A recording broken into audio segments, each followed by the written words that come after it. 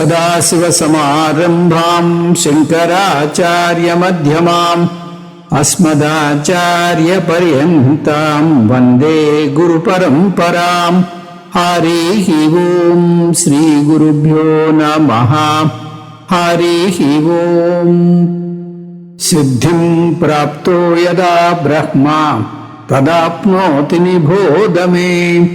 समासेनैव कौन्तेय निष्ठा ज्ञानस्य या परा। हे कौन्तेय, ओ अर्जुना, ज्ञानस्य या, by jnana yoga, para nishtam siddhim, the naiškarmya siddhi, which is ultimate in karma yoga, yadha, by which means praptaha brahma, the individual acquires Brahma by steps, paramparaya, yatha, in which way, apnoti, he attains, tada, that very process, samasena, in a brief and condensed manner, me nibodha, may you get it from me. He kaunteya siddhim prapta manavaha यदा ब्रह्म आप्नोति तदा मे समासेन एव निबोध या च इयं ब्रह्म प्राप्तिः सा ज्ञानस्य परा निष्ठा वर्तते.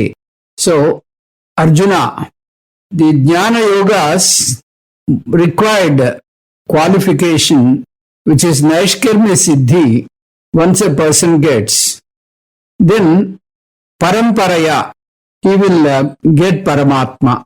He will become one with Paramatma. That is by acquiring a Brahmanishta Guru and subjecting himself to Sravanam, Mananam and Nididhyasanam, and then by digesting and internalizing the Jnana Nishtha, he can become one with Paramatma.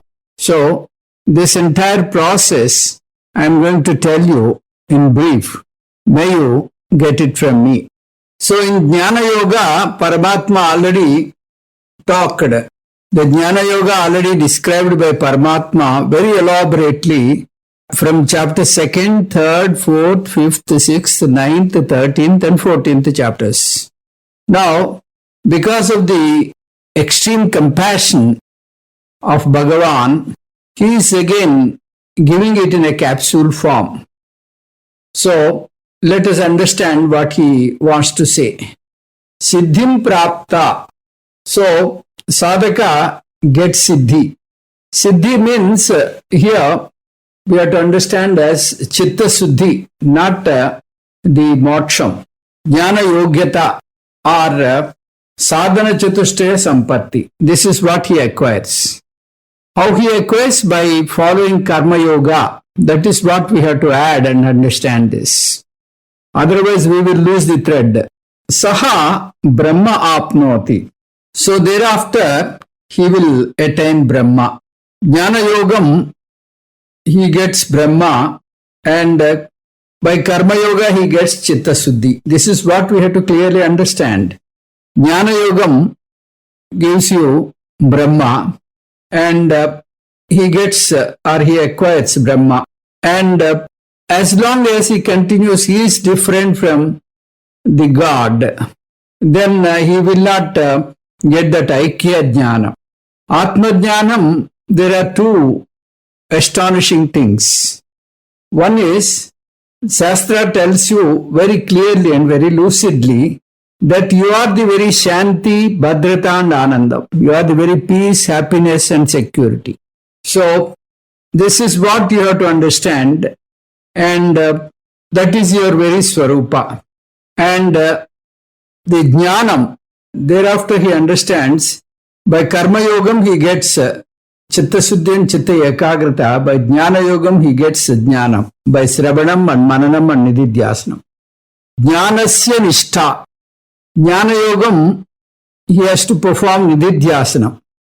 So whatever the knowledge he acquires over a period of time by exposing himself to Guru, so he should understand that he should convert that knowledge into Nishtha.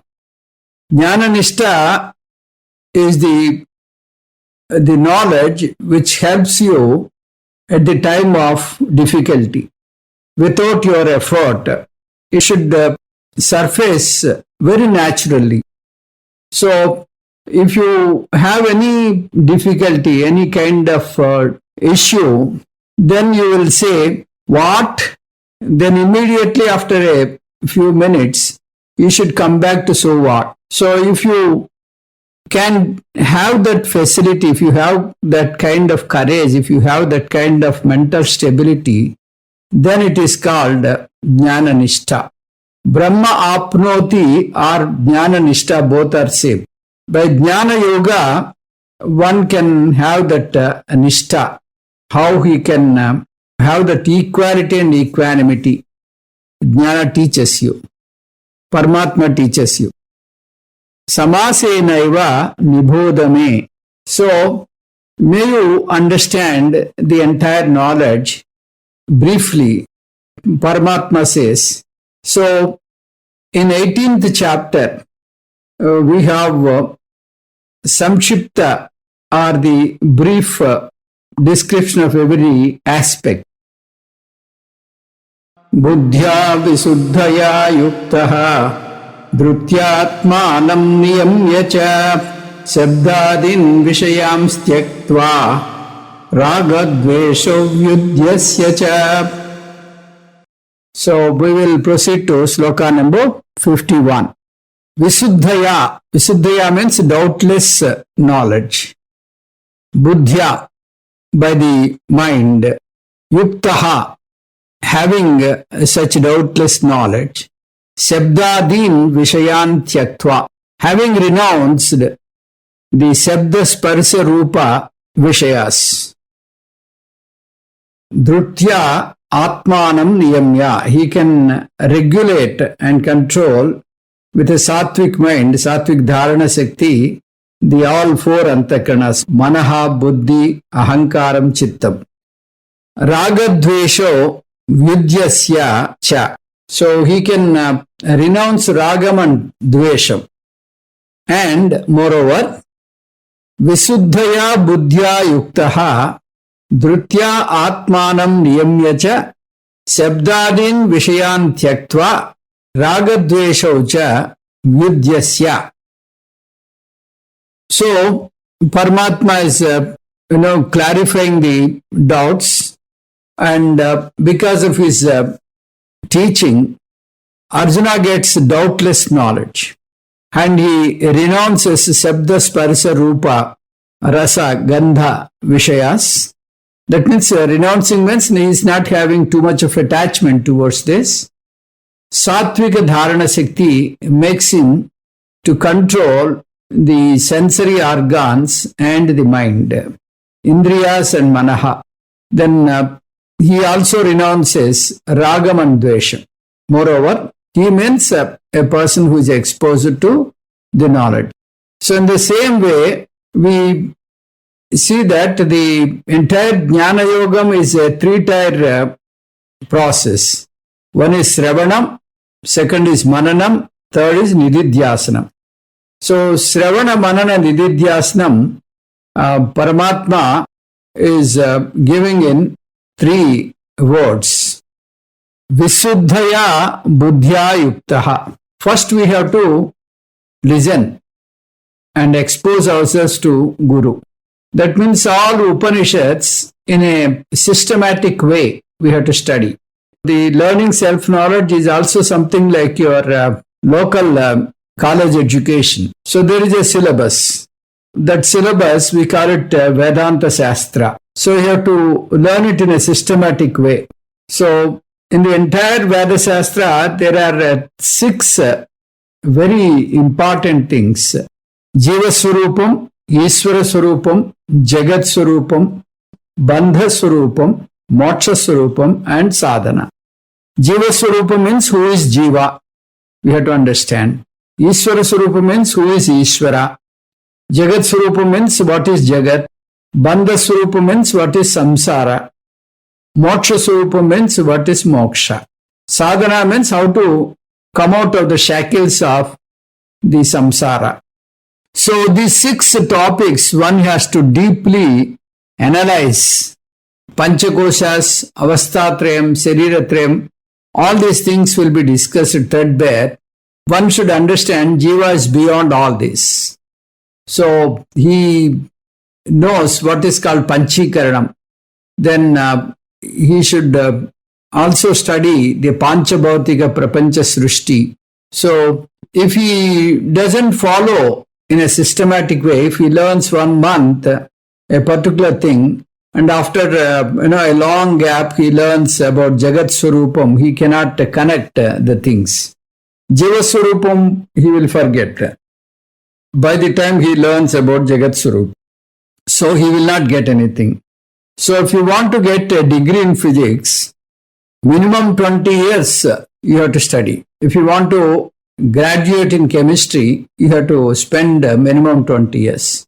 In the same way, if you want to have an expertise in Vedanta Shastra, you also need to spend many years in Upanishad study. So for many people, the spirituality means doing bhajans and then doing meditation. So this is what they think. This is a kind of spiritual course. So they have to understand, briefly they have to study. So for that, one needs to have absolute concentration. If you go to Gita class, so you have to jot down the notes. So if somebody asks, you have to keep on telling what you understood. So this is how you can improve your knowledge. So by Sravanam, you get Nissamsaya Jnanam. By Sravanam, you get doubtless knowledge. Nissamsaya Jnanam. This is what Paramatma is saying, Visuddhaya. Visuddhaya means doubtless knowledge. Doubtless knowledge or a clear knowledge or clarity in Vedanta, all are same. Then this is what you get by Sravanam and Mananam. Then after Sravanam, one more Sravanam is not required. So this is Swamiji gave a beautiful example. You take coffee and then you pour 1 spoon or 2 spoons of sugar according to your requirement. Then what you have to do? You have to rinse or you have to stir it with a stirrer. And that sugar must mix every iota of milk. Milk and coffee powder also must be mixed properly. Then you get that real taste. So in Nididhyasana, you have to sit alone and relive the teaching. So whatever be the knowledge you have studied, you have imbibed in the classroom, you have to apply it to yourself. You have to understand, to transform the ahankara into Sakshi Chaitanya. So this is what the real Nididhyasana means. So far now, you are having that ahankara means the body, mind, sense complex. Now you have to slowly shift your attention of I from body, mind, sense complex, and you have to change the I to Sakshi Chaitanya. This is what you have to firmly understand and apply. Whenever you face a problem, you should know that your reality is Sakshi Chaitanya. So, Sravanam means pouring sugar, and Nididhyasana means rinsing it or stirring it properly. So, Nididhyasana is very important. Only the digested knowledge, only the internalized knowledge will help you a lot. So, if you simply pour sugar and if you don't stir it, then you don't get the taste. It will be bitter.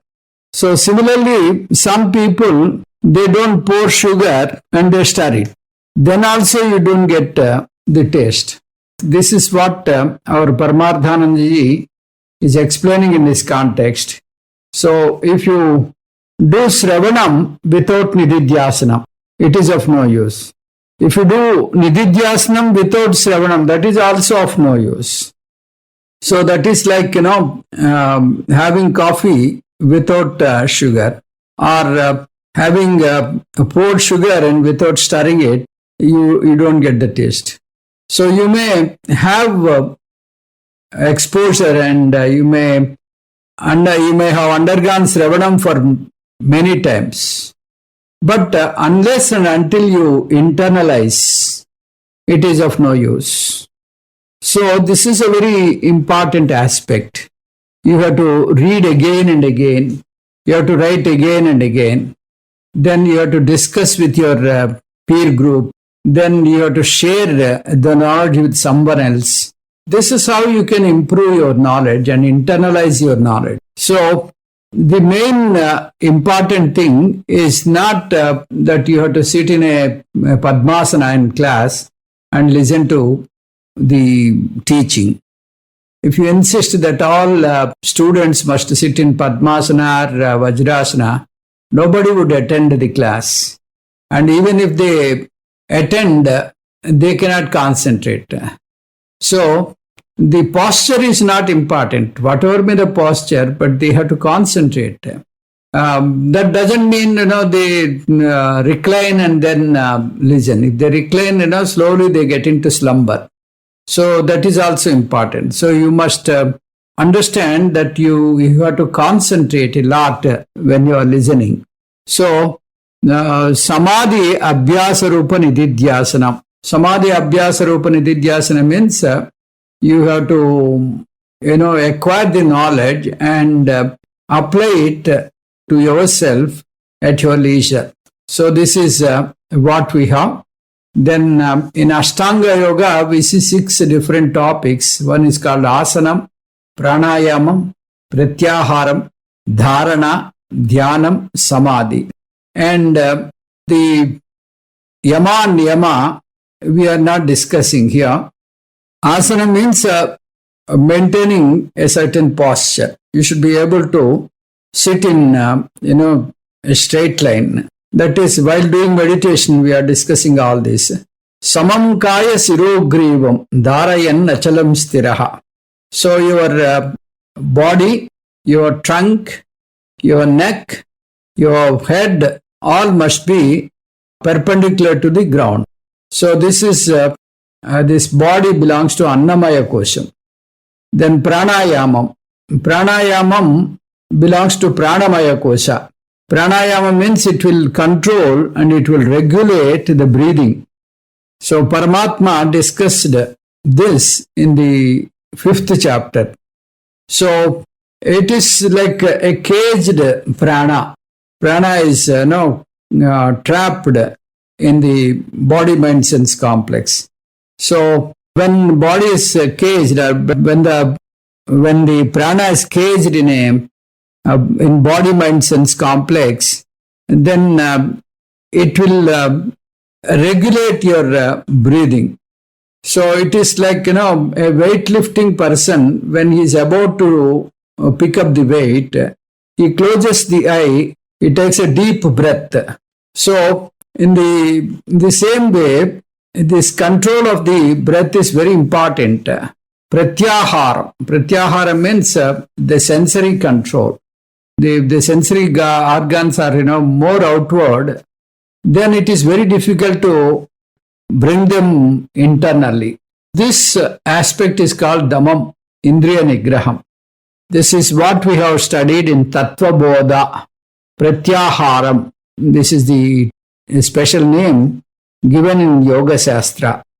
Dharana. Dharana means concentration. From an outward angle, by doing dhyanam, you can have one point concentration, and then you can turn the mind within yourself. So you have to do a kind of dhyanam or meditation on Atma. You may have so many outward things like the Jagat, body, sensory organs, mind, all these are not Atma. whatever is witnessing all these things is Atma. So you have to bring your mind from external things and bring it inside and then meditate on Atma. This is called Dharana. Dhyanam. Dhyanam means concentrating on the Dhyana Vastu without flickering and without any wavering mind. There is a slight difference between Dharana and Dhyanam. Dharana means you have to concentrate on a particular object. Dhyana means that same object is kept and you have to fully meditate on that, which is the object may be wavering, but you have to concentrate on this. On the very object you have to meditate. So dharana means you have to concentrate on the object. Dhyana means you have to meditate on the dhyana vastu. Like mind, it wavers and vacillates. If you don't meditate on the dhyana vastu, it will go out of your control. So with a willful feeling, you have to meditate on the mind and have control on that. Samadhi. Samadhi means which is the mind which is wavering, bring it onto the dhyana vastu, like Omkaram or some mantram. And then in Samadhi, the dhyana vastu becomes a very natural process. Until dhyanam, you do free will and then make some effort. In Samadhi, it is a natural process. The mind will become still and thoughtless. So you have to apply the Atma Chaitanya Lakshanas. I am permanent. Aham Nityam Asmi. Aham Suddham Asmi. Aham Asangam Asmi. Like that, you have to apply these various characters. After some time, the mind becomes very natural. Then the mind, when it is stable, when it is not moving this side and that side, so very naturally, very clearly, Atma is in the Samadhi. So all these things Paramatma discussed in the chapter 6 very elaborately.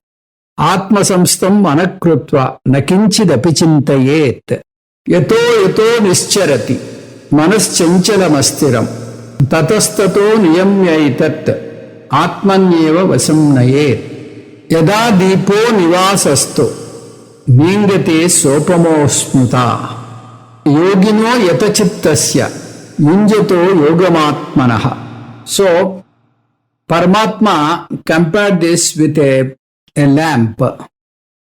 So if a lamp is left alone, then it flickers. Whereas if you keep a dome, a glass dome on it, then it will stay very firm, and then you can clearly see that the flame is not flickering. So in the same way, you have to see that mind is stable and becomes thoughtless. Aham Brahma Asmi. This is the thought you have to invoke onto the mind. Thoughtlessness means not having any other thought. It should have only one thought, that is Aham Brahma Asmi. Not any other thought, local thoughts. So, Sarira Vilakshanam Aham Asmi.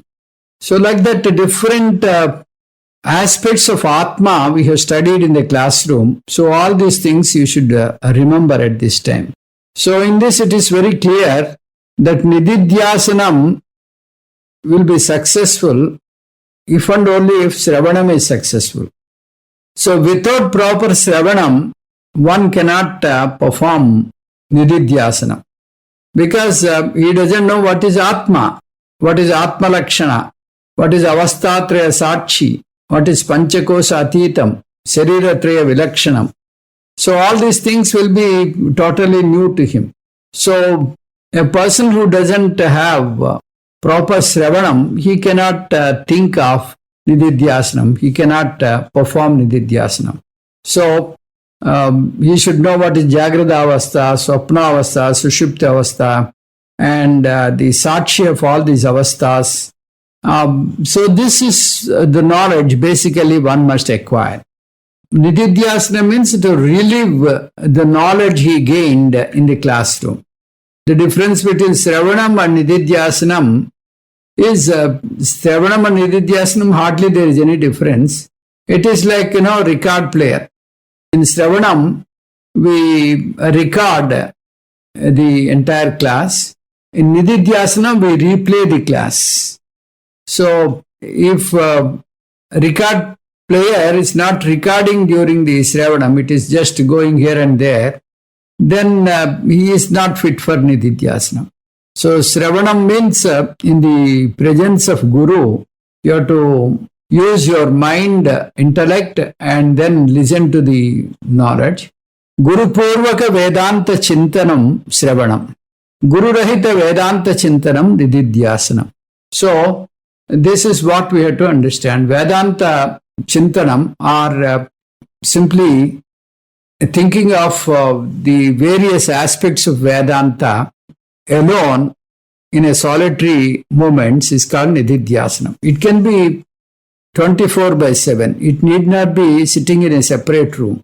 So, whenever you get a chance, whenever you are alone, you can think of Nididhyasana. So, if you have to have Jnana Nishtha, you have to spend a lot of time. There is no shortcut for this. Who is telling all this? Paramatma, Krishna Paramatma is telling. So, Samadhi Abhyasa, this is the first step. Buddhya Visuddhaya Yukta. So, if you want to do Nididhyasanam, you have to do Vedanta Sravanam and Vedanta Mananam. Visuddha Buddhi means the clarity in the Vedantic knowledge. So, the clarity means without having any doubts, the knowledge without having any doubts. Nissamsaya Jnana. So, there are certain aspects which are closely knitted with my life, with everybody's life for that matter. I have three things which I see here: Jiva, Ishvara, and Jagat. So, being Jiva, I am performing various transactions. And the Jagat is creating problem and creating obstacles to me. Then I appeal to Ishvara. Ishvara is the Srishtikarta of Jiva and Jagat. Vedanta talks about all the three things. The astonishing thing is, it will remove all my understanding which I have acquired earlier. Jiva, I understood earlier, is impermanent, anitya. Because Jiva is born one day and he dies one day. Shastra says, or Vedanta says, Jiva is permanent, Jiva is nitya. Then my understanding about Jagat, whatever I confront, whatever I face right in front of me, that is called Jagat, is Satyam. Then Vedanta says there is no Jagat. Jagat is all Midya. Then Ishvara. My understanding about Ishvara is somewhere in Kailasa or Vaikuntha, and he is totally different from me. But Vedanta says Paramatma is not different from you. He is not away from you. You are that very Paramatma. So this diagonally opposite things, which are the real things, which is the reality, is placed before me. So I should clearly understand, without any doubt, I should acquire this knowledge. Then only I can have Brahmanishta. Brahma Satyam Jagan Vidya Jivo Brahmaivana Aparaha. So this is the condensed form of Vedanta. So you have to digest these three sentences. You should take it as Nissamsaya Jnanam by Sravanam and Mananam and Visuddhaya Buddhya. That means by acquiring the doubtless knowledge.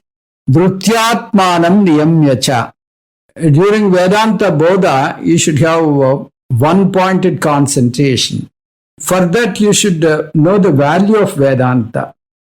So, if and only if you have the value of Vedanta, then you can concentrate, you can have full attention on Vedanta. Supposing if you are chanting Vishnu Sahasranamam, you know it by heart. So, you can chant it without any difficulty. So, that day, suppose you have some meeting in the office, the Vishnu Sahasranama becomes very, very mechanical because you don't concentrate on that. So, mind can concentrate only on one thing. So, mind can concentrate on whatever we give value. Therefore, we should give value for Vedanta. This is a very important aspect. So, don't say I cannot concentrate. You can concentrate because, there are certain things which you can concentrate. Because you value that particular thing. For example, on cricket, solve many statistics because you are interested in cricket. Similarly, if you are interested in Vedanta, you can concentrate. So, Dhrutyatmanam niyamyacha. This is what Paramatma is saying. Sabdadin vishayan tyaktva. Sabdadin vishayan tyaktva means withdraw the mind from Sabda, Rupa, Rasa, Gandha. So, all five Jnanendriyas, they are outwardly designed. They run after Sabdam, Rupam, Rasam, Gandham. So, you have to restrain them, you have to bring them inward. Raga Dvesho Vidyasyacha. You have to also renounce Ragam and Dvesham. When you perform Nididhyasanam, more than mind, this Ragam and Dvesham are two aspects which will distract you very quickly. If you are walking on the road, you may face so many people, but you don't care them. If you know anybody who is intimately known to you, stop and talk to him, and you share your emotions. Similarly, there may be so many things happening in the world. When you read the newspaper, you understand so many accidents took place and so many things, odd things, good things, you read in the newspaper. You are not affected. But the same thing when it happens to your own kith and kin, you are totally upset. So in Nididhyasanam also, this Ragam and Dvesham, they play a vital role. You should not fall prey to Ragam and Dvesham. So you have to renounce Ragam and Dvesham. Swami Chinmayanandaji says, when you go to meditation, for at least, during that spell of meditation, you imagine that you are a sannyasa. Imagine that you don't have any ragam, any dvesham on anybody. So this is what Paramatma is saying. So here, the antaranga sadhanas, 8 things we have seen, that is desam, kalam, asanam, the posture, pranayamam, then indriya nigraham, mano nigraham, buddhi nischayam. So all these things we have to remember, and they are dealt here from 50 to 55, which are the condensed form of 6th chapter. Vivikta sevi laghvasi yatavakaya manasaha jnana yoga paro nityam vairagyam samupastitaha. You have to take very, very light food. The person who takes very light food, who eats very little, and Vivikta Sevi, who lives in a very secluded place, Yata Vakkaya, who has the Manasaha Nityam. So one who has control over mind, speech, and the sensory organs. Nityam, the person who has control over mind and speech. Nityam Vairagyam Somupasritaha. So he is always in a renouncing mode. Dhyana Yoga Paraha. So he is totally immersed and he is totally into the Dhyana Yoga, into meditation.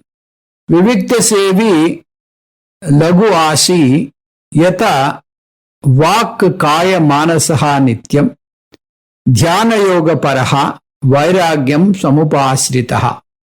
So one who takes very light food and who takes limited food, who is not a glutton, one who lives in a very secluded and peaceful and clean area, and one who has control over mind and speech, one who is always having renunciation in the external things and ragam and dvesham, one who is totally immersed in dhyanam and dhyana yoga, one who is totally immersed in dhyana yoga.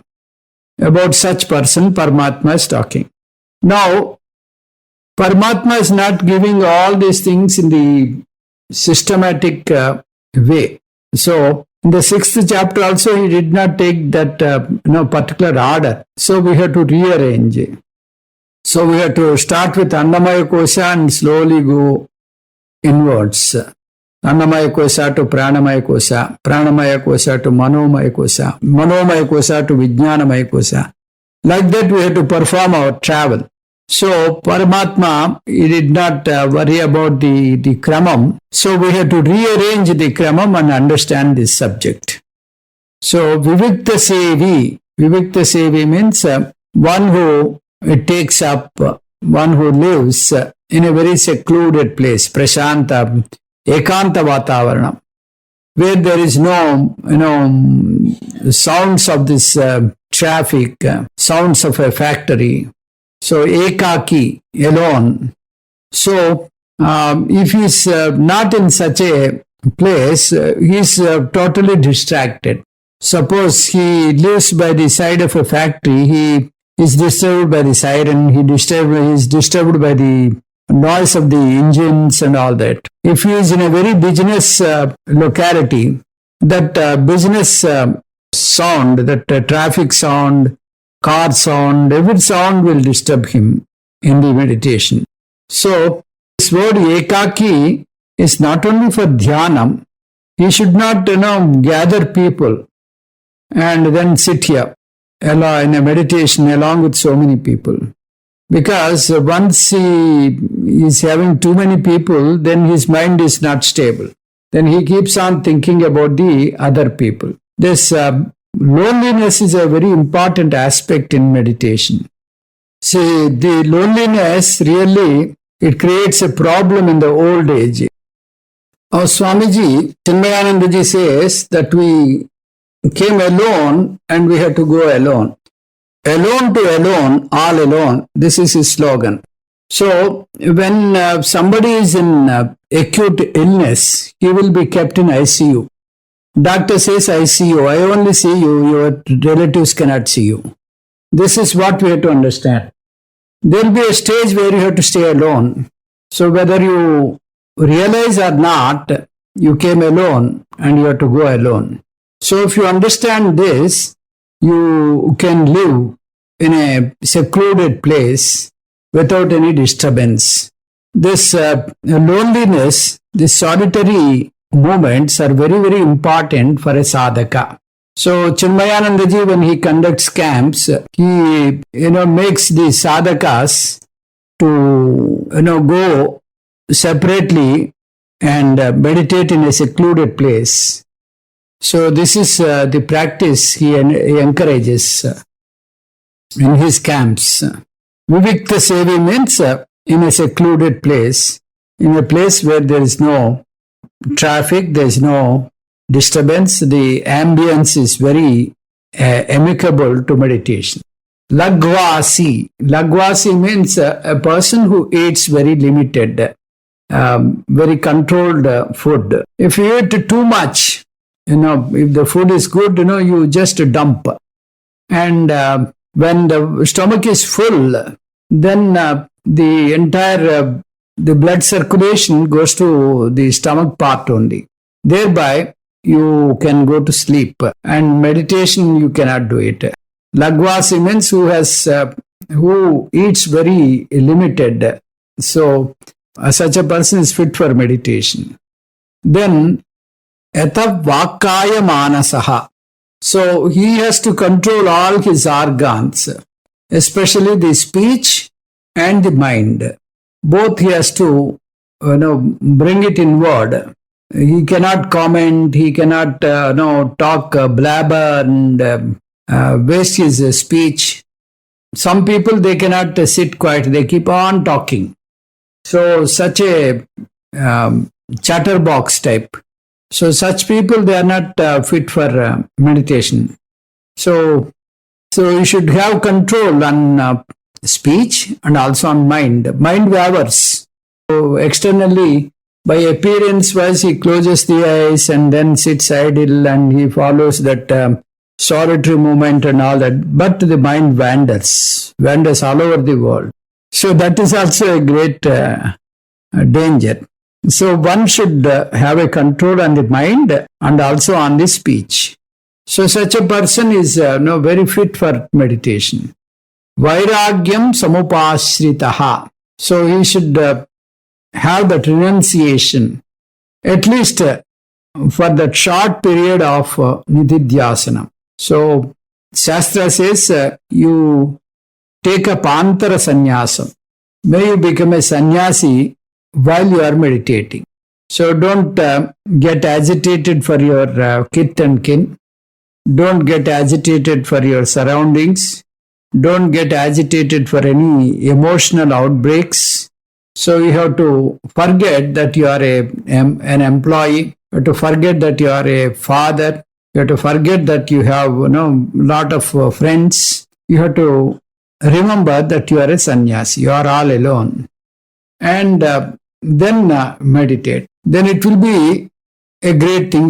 When you keep a thought that you don't have sangatvam, you don't have any kind of attachment in anything, then vairagyam samupashritaha. This is the right emotional aspect for meditation. People often think, after me, who will take care of the entire family? So this is one small thing which will create a kind of disturbance in the mind. In fact, even if you are there, you are not taking care. It is only the Bhagavan who is taking care. Ananyas chintayanto mam yejanah paryupasate tesham nityabhiyuktanam yogatshemam vahamyah. It is only Bhagavan who is taking care of everything. You are only a custodian. So aham means not Krishna Paramatma. You hand it over to Paramatma and sit in the meditation. Hand it over all your relatives, your children, your worries, your happiness, everything in the hands of Paramatma. You leave it and then get into meditation. Paraha means with a dedicating mind. You are not supposed to control or manage things. So if you have that kind of practice by which you can be away from your body, mind, sense complex, then that means you are having that kind of sannyasa mind during meditation. So if you can really inculcate that kind of sannyasa-hood during meditation, you can really perform nididhyasanam very effectively. So if you have any issue in the beginning, you can start with your Ishtadevata Dhyanam and slowly you can convert into nididhyasana. That means living in the teaching. You can recall all your teaching at the time of meditation. So you can slowly from Saguna Ishvara, you can go to Nirguna Brahma Tattvam, Sachidananda Atma. Brahmaivahamidam, Jagatcha Sakalam, Chimmatra Vistaritam, Sarvam Chaitad Avidyaya, Trigunaya Asesham Maya Kalpitam, Yuttam Yasya Dhudamatihi, Sukatare, Nitye Pare Nirmale, Chandalostu, Satu Dvijaostu, Guru Rityesha Manisha Mama. So, I am the Chaitanya Swarupa. I am the Adhishtanam of this Jiva Jagat Ishvara Triputi. So, in this very reality, one must stay, must be in the Jnana Yoga Paraha. So, this you should not forget. So, you have to stay in the Nididhyasana, the Vedantic meditation. It is not the thoughtlessness state. In Patanjali Yoga Sutram, we follow the 8 things, that is asanam, pranayamam, pratyaharam, all these things we take. The practice of dhyana, we don't take up the chitta siddhi nivrittihi, where the blankness of the mind we don't encourage in Vedanta, because we have to think throughout our meditation that you are the Atma. You have to, this is called, Nididhyasanam is called extemplation. So this is called a process of thinking that I am Atma. Manobuddhya hankara chittani naham, nacha slotra jihve, nacha grana netre, nacha vyoma bhumin na tejo na vayuhu, chidananda rupa, sivoham, sivoham. So I am the Chidananda Rupa. This very thought should be a natural consequence. Though in the beginning you made it purposefully and you made a practice, but over a period of time, it should become a natural process. So this is Sajatiya Vritti Pravaham, the flow of similar thoughts, the thoughts pertaining to Vedanta. So, hey Arjuna, may you practice this kind of sadhana, that too with a commitment. Paraha means tat paraha. So, Shankara Bhagavad Pada, Dhyana Yoga word, he divides into 2 words. One is called Yogam, the other is called Dhyana. Yogam means Samadhi, which is totally immersing oneself into the Atma Tattva. Then Dhyanam means you have to concentrate on the object of meditation. This is what you have to do it as frequently as possible after the war, because Paramatma is often reminding him you have to do war, you have to wage war and establish dharma. Nityam jnana yoga paraha bhavet. So after you follow all these conditions, so you have to do the meditation at your leisure. This is the advice given by Paramatma to Arjuna. So with this we will conclude today. Om Tat Sat Sarvam Sri Krishnarpanamastu. Om Purnamadah Purnamidam Purnat Purnamudachyate Purnasya Purnamadaya Purnamevavasishyate. Om Shanti Shanti Shanti. Harihi Om Sri Gurubhyo Namaha. Harihi Om.